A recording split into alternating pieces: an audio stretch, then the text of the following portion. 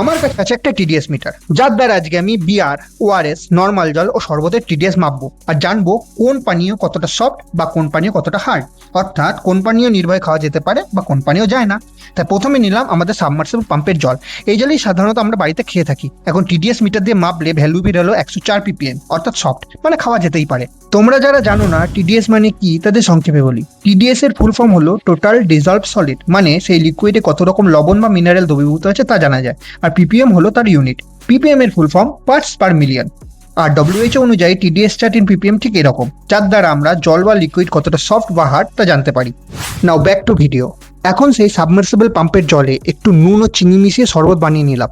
এবার TDS metre দিয়ে check করলে মিটার বলছে 860 ppm, মানে জল হয়ে গেছে অনেকটাই হার্ড।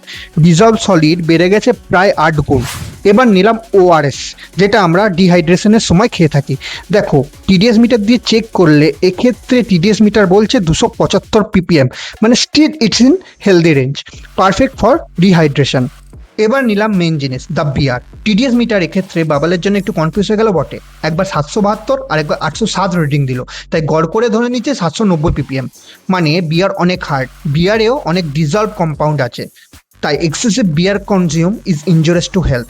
তাহলে দেখা গেল লিকুইডে যত খনিজ দ্রবীভূত বেশি থাকবে তার টিডিএস এর মানও বেশি হবে, আর খনিজ দ্রবীভূত কম থাকলে তার টিডিএস এর ভ্যালু অনেক কম থাকবে। So for the next video, like, share and follow and subscribe for more. Quita,